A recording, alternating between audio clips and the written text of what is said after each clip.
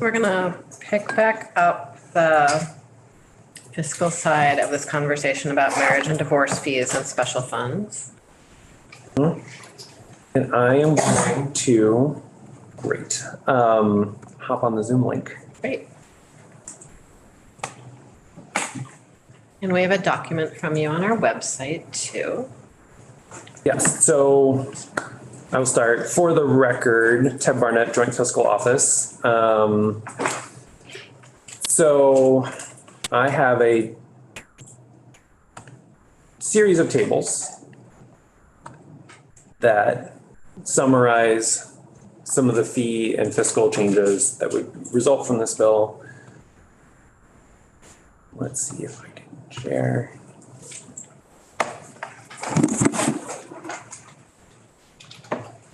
Oh, not that one. Share. This one. So to start, this actually came out of the draft because this is the way it came over from House Judiciary. But in House Judiciary, so starting with current law, before getting to what they did, civil marriage license fees were $60, and of that $60, $10 were retained by town clerks. They're the ones who handle and process these.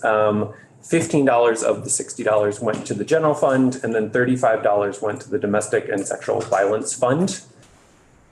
In House Judiciary, they increased the fee to $75 and changed the allocation of the fee. And so $15 would be retained by town clerks. $0 would go to the general fund, and $60 would go to the domestic and sexual violence fund. So this right column shows the differences. I'm going to go straight into the divorce fees and then talk about how kind of this all fits together. Increasing, so there are 3 divorce fees. One is a filing, and sorry if I'm repeating things that have already been said. The first one is a filing of a divorce without a stipulation. The current fee amount is $295. This amendment would increase it to $360. This is calculated along with inflation since the fee was last changed in 2015. And so the additional revenue that would result from that change is $66,000. The second main fee type is a divorce with a stipulation when one or more parties are residents. That fee amount was $90. The fee with inflation would be $110. That would generate an extra $24,000 worth of revenue. This last one, Michelle and I were emailing about it a bit. Apparently it's very hard as a non-resident to file for divorce with a stipulation, I learned. And Michelle explained all of that fun. Okay, great. It was very interesting though. I know. Learned something every day. And unsurprisingly, in the fee report, they're showing $0 in revenue. So there's no change as a result of increasing the fee. And so to summarize these changes, the redirection of $15 from the marriage license fees from the general fund to the domestic and sexual violence fund would decrease the general fund by $72,000 and would increase the revenue to the domestic and sexual violence fund by $72,000. So there is also a $15 increase. $10 of that increase would go to the domestic and sexual violence fund for an extra $48,000. $5 of that increase would go to town clerks for $24,000. And then divorce fee increases, we're estimating an extra $90,000 in revenue. So between losing $72,000 from the redirection of marriage license fees to increasing divorce fees, it's a net for the general fund of $18,000. The domestic and sexual violence fund gets an extra $120,000 and town clerks get $24,000. That's kind of a summary of how all the fiscal pieces move as a result of this one. I'm happy to answer any questions, but that's what I've prepared.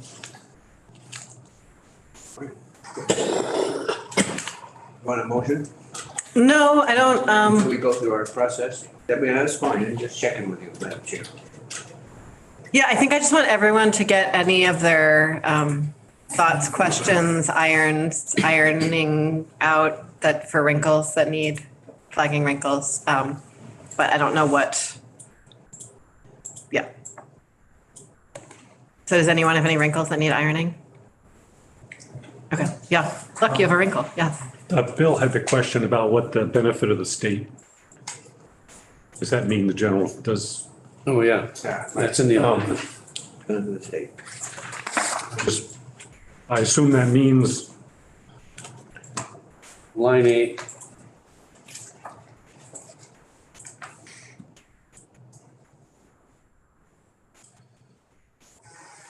The question is, does line 8 mean the general fund? Well, yeah, there shall be paid to the town clerk of the court for the benefit of the state. to the. Yes, so those fees do route to the general fund. Yes, 100%. yes.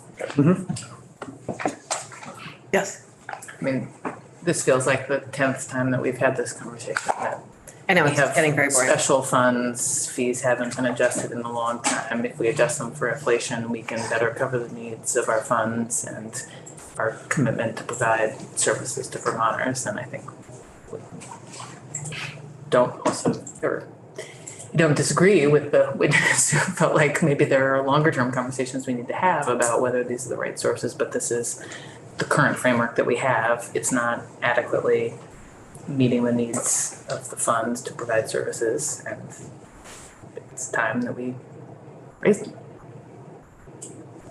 To add to that, is it possible for us to add on the creation of that committee, the study committee?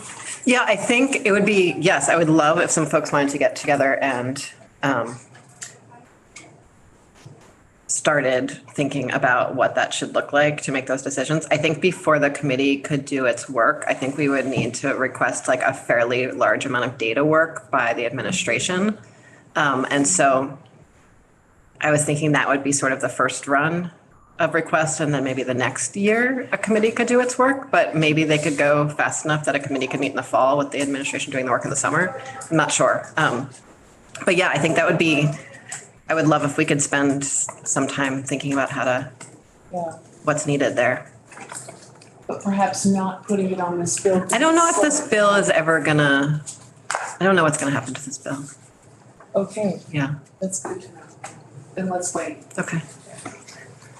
But if you wanted to, if anyone, like, if, you know, you two seem the most captivated by this conversation. So if you two would want to start working on what that language might look like or ideas for it, I believe Ed might also have some ideas on what would be meaningful on that. Yeah, Peter. In framing the question, apropos of an earlier discussion, which I think was pregnant with possibilities, that is the intersection between specifically beneficial dedicated funds and the likelihood that there's a general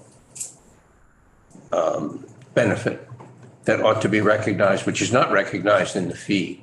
And I guess I'm just asking whether or not that would be part of the mix of issues to sort of unpack and just say, is there a way to think about this so that we don't do either or?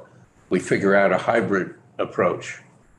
Or like some criteria. Is Yeah, this yeah. public good? Yes, Yeah. then it's general fund. If it's Yeah, narrow. most of these are shared, though. I think that was what I took away from the conversation. They're seldom pure. My recollection is from years back, and I can't remember how many, we had a presentation from, I guess from the court or something like that on Yeah, the fees, like, add on to moving valuations and all kinds of things that go to different special purpose funds. And it seems to me, my recollection is that almost all of them are running deficits in various amounts for various reasons, partially because people just don't pay, don't pay or can't pay the add-on to a moving violation ticket. I remember that one. And so vis-a-vis a general purpose, most of these special funds, I think clearly have a special purpose. Some of them are quite specific. They're not general. And what we never resolved previously is where will we get revenue to make these things whole without just digging into the general fund through the budget periodically, you know. So anyway, yeah, it's something to, I've been grateful if we take that up and see where we end up. And I think when we heard about possible judiciary fee increases across the board, we all agreed that it was it was the wrong place to be raising fees. Getting the wrong people. Yes, yeah, Yeah, the fee on the yes, failure to yeah. pay. So, yeah, let's do some small group work on finding some language to try to figure out what we can do on this next session. Yeah, or over the summer. And with that, pivoting to, I think, another area where we have a deficit in a special fund, but actually are likely, thank you very much, Michelle, are likely, on first blush, when I read it, I said, I don't know if those are fees I want to raise. So put that on the table. This is not a proposal. It's just we are doing our due diligence on special funds that have been flagged for us this year. I don't want anyone listening from home or otherwise to think that I am saying we should raise these particular fees that Ted is about to show us. We are just doing our due diligence on a deficit in a special fund because we told House of Probes we would when it was flagged for us. So the Fire Prevention Special Fund, I don't know if everyone remembers having someone come talk to us about it, whose name is Captain. Disrochers. Captain Disrocher. Rocher, yeah. Yes, Rocher, yeah. yes. So he came and talked to us, and since then, Ted has done some deep diving on what makes the Fire Prevention Special Fund. Where's this gonna? Great. Okay. Yes. Moving right into the Fire Prevention and Building Inspection Fund. Wanted to start by talking about the core services that are funded through this special fund. These are all services that occur within the Division of Fire Safety. The main and largest one is plan and code review for new public and commercial buildings. Yes, so this primarily applies to larger projects. They also do inspections of commercial buildings and rental housing. The responsibility for rental housing inspections was transferred from local safety and health officers to the Division of Fire Safety by Act 181 of 2022. And in some cases, this work happens through MOUs with local municipalities. They also license and certify certain tradespeople, and these all kind of have some sort of nexus with construction or fire safety. So electricians, plumbers, this is distinct from what's happening in OPR. This is happening at the Division of Fire Safety.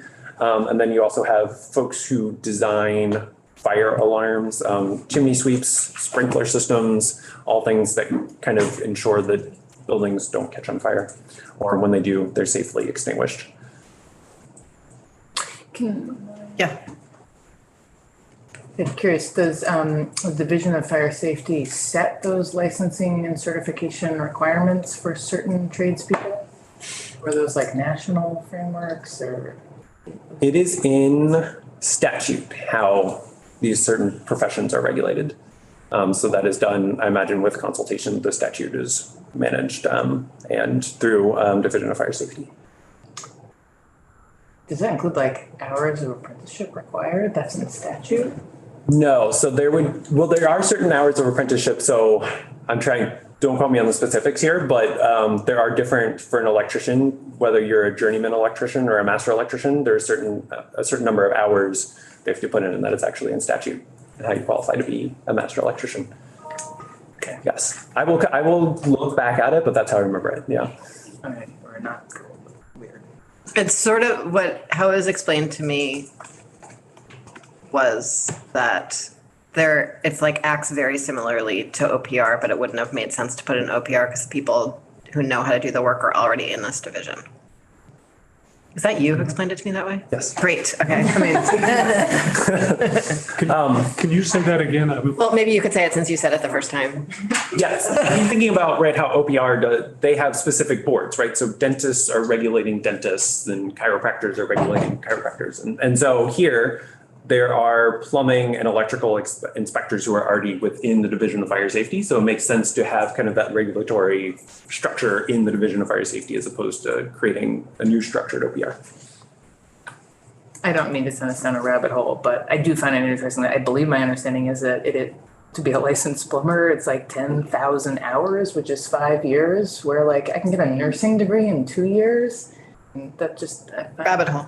interesting. I had to say out loud, I'm sorry. So while we're at this fun. So moving along to this is information from Department of Finance and Management. Every year in November delivers a special fund report and lists every single special fund that exists in the state and their balance at the beginning of the year, the revenue and expenses in that fund in the year, other sources of funding, and also the balance at the end of the year. And so I wanted, yes. We used to get that. The Ways and Means used to get that It years ago. We did get it, I think, right, it was maybe like the first week of the session or the week before the session started or something. So these reports usually come for the November meeting of JFC. That's Joint Fiscal, yes. And so every November, if you go on the JFO website. Prashant, can you find it and send it around? Yes. But if you're curious to go back historically, these exist for a really long time. And if you were really ambitious, Joint Fiscal Committee, find the meeting in November and then go to the supporting documents. And these reports are there consistently every year. You could also watch the footage because we had quite a conversation about it. It was very fun. Not quite as fun as the history of divorce is for out-of-state folks, but pretty good. And so the general trend, some of the things that were interesting here for me is that in many cases, the difference between revenue and expenses, if you look at it, the averages is that the average revenue across these years and average expenses across these years were only apart by about $300,000. So this is a process of kind of digging into a hole over time. This was exacerbated. So from fiscal year 2016 to fiscal year 2019, the fund had a slight positive balance, a slight negative balance. In fiscal year 27, it was relatively healthy. But then starting in fiscal year 20 and 2021, that's when the fund really started to go into deficit. I was reading their budget book earlier today. Like many other funds that are in deficit, it's kind of a combined story of not a lot of construction projects being on hold in the pandemic and also having to increase services. And so during the pandemic, I worked at an agency that actually went through this. They had video inspections. So when you did work in order to get your final permit, they actually did it through video to have a license, the inspector kind of follow you around on the camera and point out where things could be improved. Mm-hmm. Representative Sims? Is the carry forward for FY '22 There should be supposed to be in deficit? parentheses around. Oh, it should be in parentheses. Yes. But, Yes. like, I want to know how you go from a. Yes. What magic is going on there? I think our work is done here. All it takes is one slight transcription error. So yes, and then in fiscal year 2022, there was a $500,000 appropriation to bring it, to kind of start to try and plug the hole. And that was in the big bill in 2022. So it's really in the hole, FY '22, right? So it's not even a balance. Yeah, it's mine. Oh, yes, it's Okay. negative, yes. Mhm, yes. Mhm. And the revenue sources in this fund, there was $6.2 million in projected revenue in fiscal year 23. There's $7.1 million in fiscal year 24. These permit fees, so the main sources of revenue have a pretty clear nexus with the services provided by the Division of Fire Safety. They have permit/plan review fees. So when you're preparing to do a project, you send your plans to Division of Fire Safety, they make sure it's up to code. There are electrical and plumbing work notices. So for electrical and plumbing work, you have to specify kind of all the bits and pieces electrically that are happening and pay a fee based on the collection. I counted them for the electrical work notices. There's 23 separate line items. There are also inspection fees. So inspectors go out and check to make sure that boilers are safe and ready to function for another year. Fire alarms get a yearly sticker that's $30. And then they also issue certificates of occupancy when a renovation project has been completed or a rental property is changing hands or the lease is getting renewed. They go in, make sure it's safe, up to code.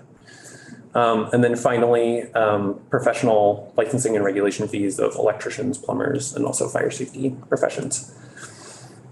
So wanted to give, within those bins, show you the fees that went into there and the projected receipts from these line items.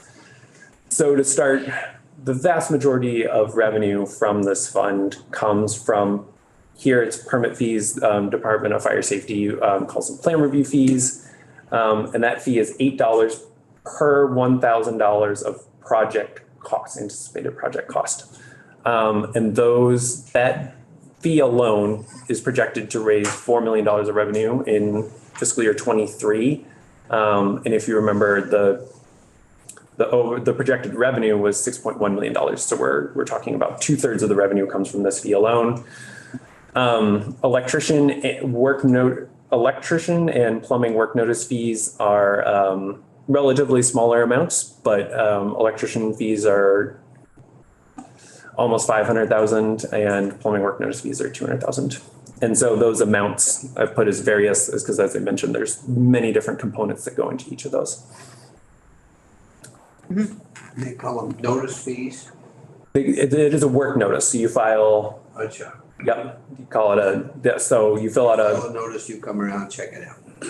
it's a notice, yes, it's a notice basically that this work is occurring. Yep.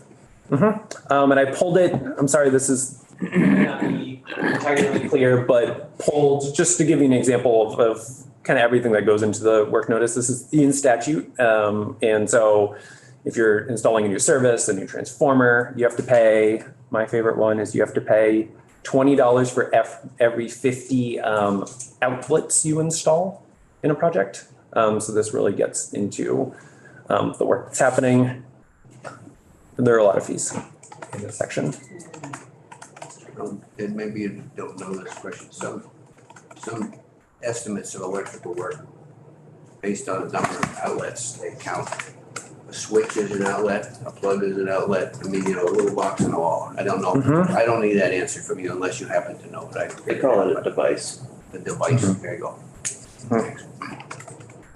Thanks. Yes, and I don't know for sure. I'll figure it out. Thank you. How many times do they come and inspect? Oh, that would be a great question for fire safety to be sure. They generally expect, it depends, yeah. Depends on how good the electrician is. Yes. For re-inspections and whatnot. If there's code violations found, they have to come back and re-inspect that work. But it's my understanding, file the work notice.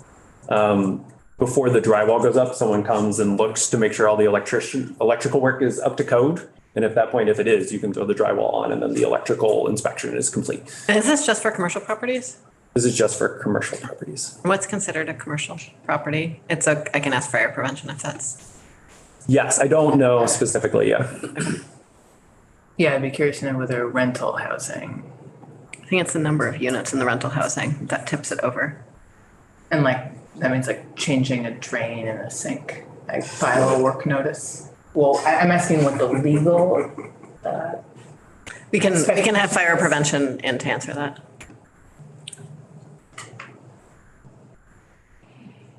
So this is my favorite thing that we Oh, yes. covered in this. This is too funny to me. This is a lot of fun. So Potential new work. the,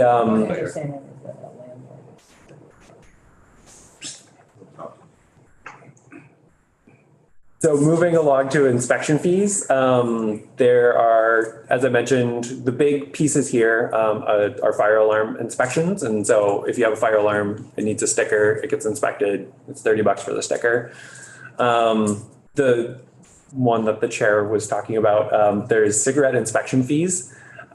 This is a test where they take a certain number of cigarettes and notice how many of them burn all the way through as a signal of how kind of combustible they are. So if you were to fall asleep hypothetically, and had a lit cigarette, it would have a lesser risk of causing a fire. So just the flammability of cigarettes, manufacturers pay a $1,000 fine based on this testing to ensure that this cigarette is relatively safe from a combustibility standpoint.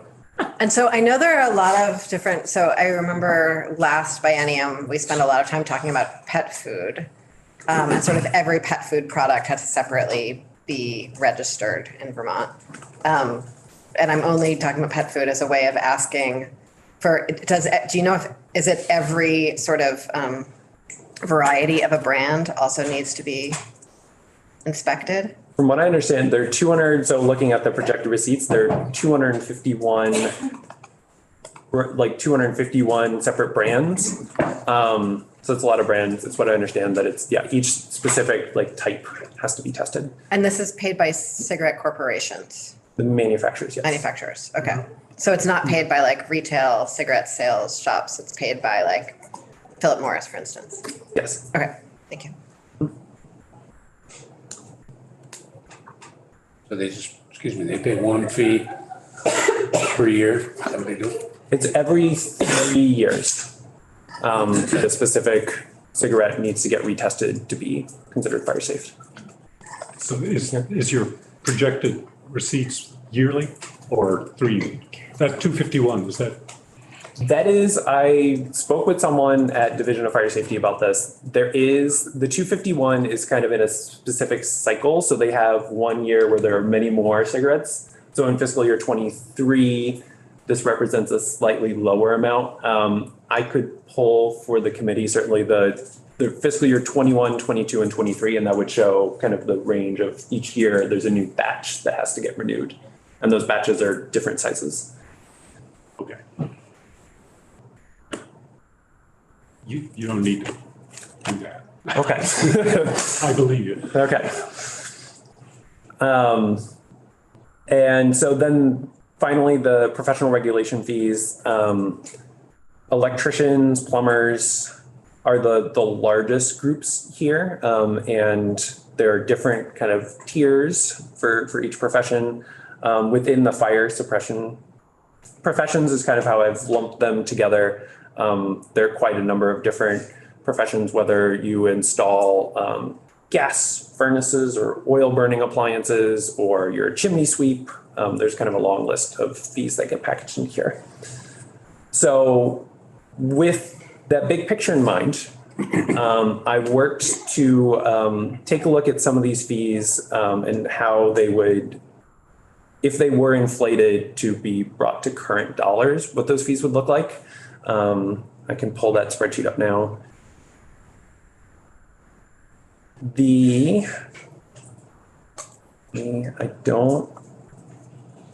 I'm going to have to pull it up from a separate place really quickly.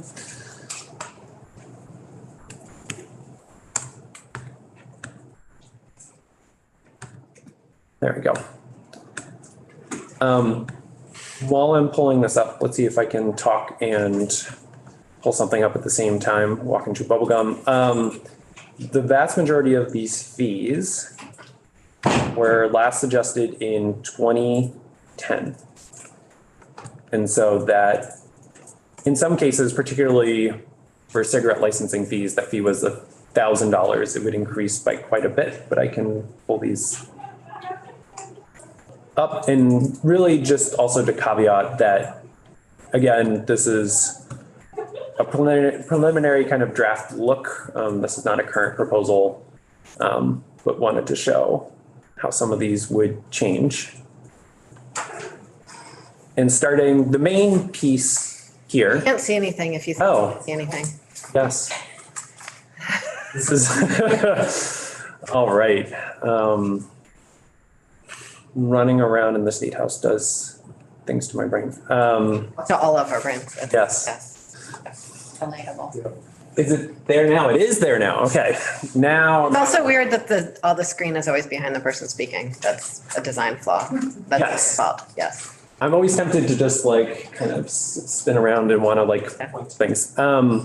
Yeah, so as I mentioned before, plan review fees are the largest chunk here. The current fee is $8 per $1,000 of project cost. The fee with inflation would have been $9.44, like per thousand, like DMV fees rounded up to the nearest whole dollar. And so the projection of fiscal year 23 with that inflationary change is $5 million instead of $4 million. And so that's an extra $1 million in revenue if that fee had kind of kept up with inflation. And I want to be clear, I'm not putting a proposal on the table. We're just doing our due diligence. Yes. Just like Yes. really not putting a proposal on the table. Just be like, this was a whole, I said we would look at it, we're looking at it. Yes.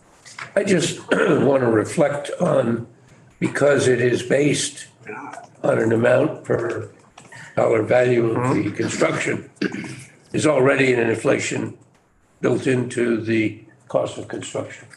That I don't know whether you want to double up.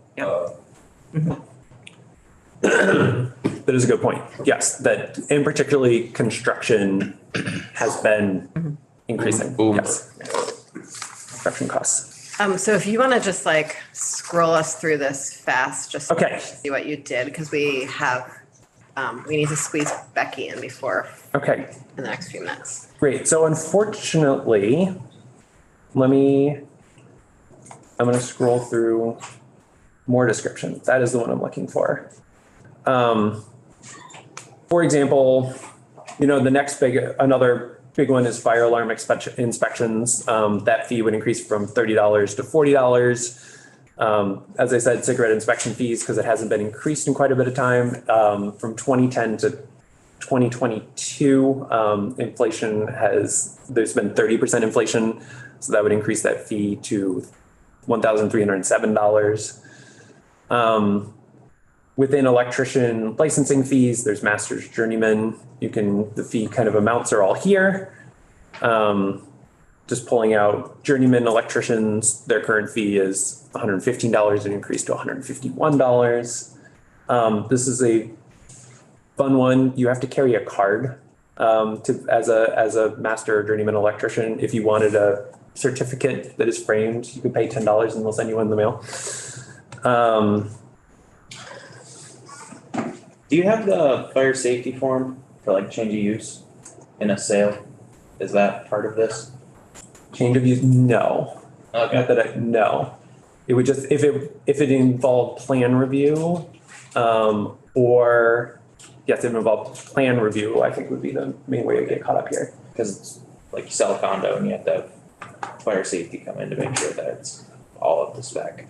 I think it's $125. Yeah, $125 right now. Okay, yeah, I can check in and see where that fee lives. You can leave it, that's fine.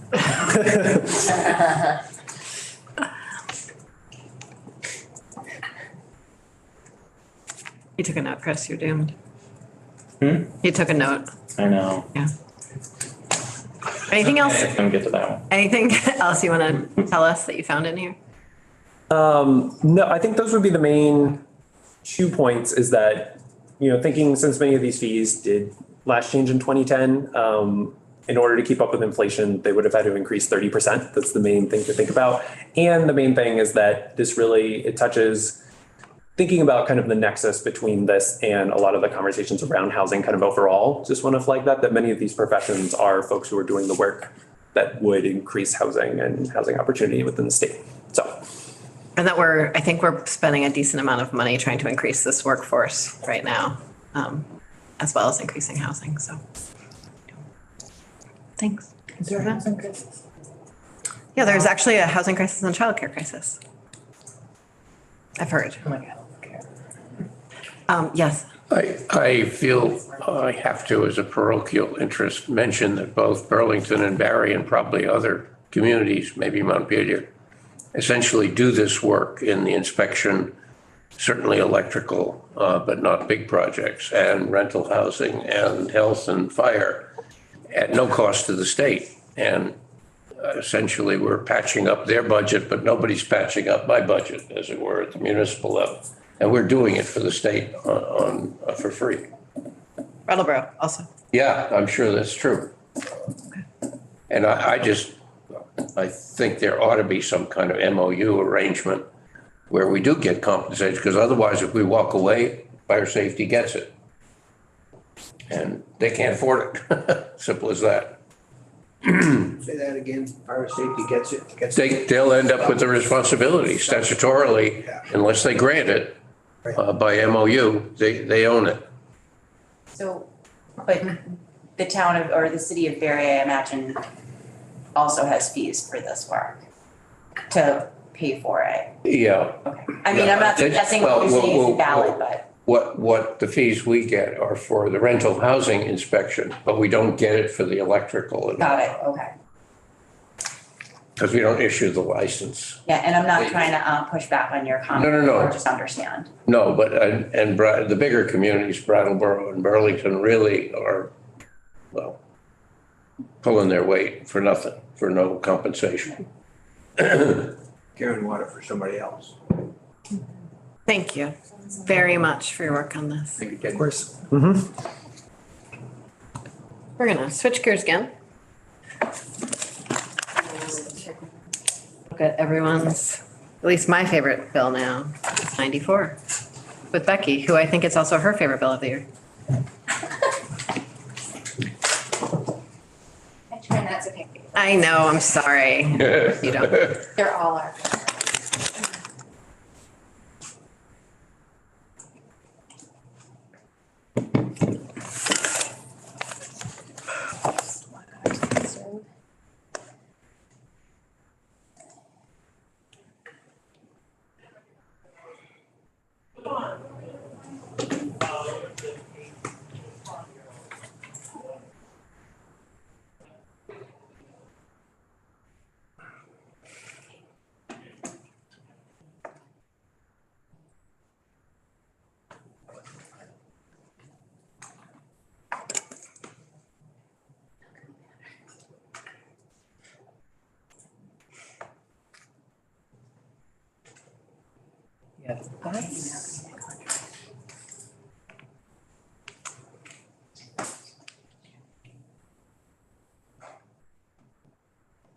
Going to pull up the bill.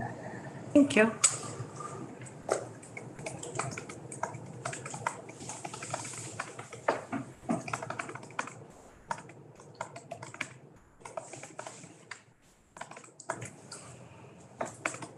Okay, great. Thanks. Becky Wasserman, Legislative Counsel.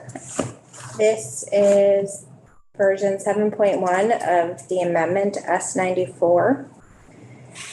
This bill has some sections on VEPC and the veggie programs, and David walked you through that. And yesterday I went over some of the changes, so I took off the highlighting because the committee agreed with those changes. And so then the other sections of the bill deal with some sort of miscellaneous changes to the TIF statutes, as well as the two extensions for Barry, the extension for Barry and this extension for the Hartford TIF districts. So the changes in this version are with respect to the statutory sections of the TIF districts. I'm just gonna scroll down here to get to that. Okay, so as a reminder, the first change was in the definition section for section 5 for TIF districts, the definition of improvements, and this has to deal with whether debt service interest payments can be used. The proceeds of bonds can be used to pay for debt service payments. And so the previous language said, no, you could not use the proceeds to pay for debt service payments. And this new language that's highlighted on page 9 allows for the funding of debt service interest payments for a period of up to 2 years, beginning on the date on which the first debt is incurred. So it's I'm glad you remembered it that.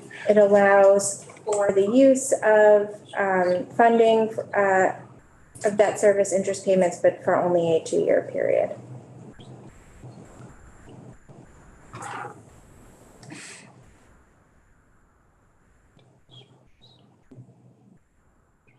Yes, speak. Well, I heard testimony that they thought that Brian Fine thought 5 years was the right number of years. This isn't about Burlington. Burlington's set. This is about everybody else rest of the wilderness. I'm really about the whole state. I think 2 years was splitting the difference based on the idea that it was for sort of initial startup period, but maybe you. That was my understanding from the committee discussion yesterday, that 2 years was the number you'd asked me to include. You could, of course, put in any number of years. Other, The usual customary bond anticipation borrowing, which generally does not go beyond a year and a half or two. Right. That's the theory behind it. That was the testimony was yesterday. Sorry, I thought I heard 5. I think you did. I think Scott. 5 was where the comment where the person said, if you don't do anything within 5 years, you'll lose the TIF. I think Right. Sorry. thank you for your memory, Scott. And so just going back to that comment from yesterday, there is a municipality does have 5 years to incur debt per statute, or else the district would be terminated. However, VEPSI does have the ability to grant a 5-year extension. So it's not a sort of 5 years and that's it. Thank you. And this is only for the interest payments, not any principal? Yes, so I used the late debt service interest payments. I used the language that was in the bill from last year, which had the same language but for 5 years. Yes. If I may, I think it's clear just the way it's phrased, but when you do an anticipation note, there is no principal. You're essentially paying for the lineup, if you will, of the future bond. Okay, It's 100% interest. You're not paying off any principal. Right. okay, okay, makes sense. And Yes. this is just for that period before the increment, before the value begins to increase and the increment begins to become available to pay off. Right, and I don't know if 2 years is when a municipality will start seeing the benefit of that value, but yes, the idea is that it takes a little bit of time before the value increases and then they can use the increment to pay for the debt service payments. So this gives a little cushion of time before that value is spent.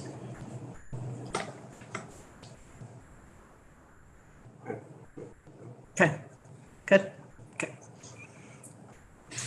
I did not make any changes to the bond anticipation notes language that was discussed yesterday. And then the second place that a change was made was in the section that current law that allows for the emergency board to authorize, to approve an additional TIF district beyond the maximum allowed if the General Assembly is off session. This is the emergency TIF language? Yes, so this is striking out the language that allows for the council to, put a application before the emergency board if it would exceed that limit.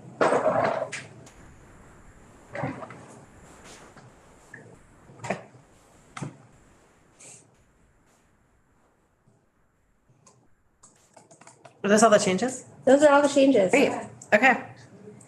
And yet, Yes, the other change we just left alone, that is to say when the clock starts ticking, right? On the bond anticipation note, Yeah, Yeah, so I did not change. No, you didn't any- change that, but that anything. was a previous proposed change that we didn't accept, if I remember correctly. Yeah, so the discussion yesterday with respect to the bond anticipation note, sorry, I'm just trying not to make you dizzy. Was that the language says, yes, the municipality can use a bond anticipation note, but it doesn't, it's not considered. Doesn't start the clock. Yeah, it doesn't that's start the what I- clock. There Thank was a you. discussion of whether to change that, but no changes were made there. Thank you, yeah. So this bill's been open and we've been mucking about in it for a while. Send it on its way. Madam Chair, you want a bill? I would, Motion? if folks are ready, but if, I'll second it or I'll move it. If Maslin moves it, I'll second it. let's try to be marginally formal about this. Representative Maslin, Yes, I move the bill as we now have worked it up. what, 7.1. Version 7.1. that is the exact number of mucking we've done, yes, 7.1. And And I second Representative Anthony seconds. Representative Maslin's motion. Thank you very much. Any discussion? Okay, seeing no discussion. The clerk could please call the roll. It's been a while. Gasping, waiting for my time. Andrews, yes. Anthony, Yes, Beck, Yes. Brannigan, Yes. Demrow, Yes. Maslin, Yep. Matos, Yeah. Odie, Yes. Sims, Yes. Yes. Canfield, yes. Kornheiser. Well, Yes. we're back in the running. 12-0-0. Okay, good. Thanks, everyone. I like the dramatic Steady. pause. See you tomorrow at 9. Send a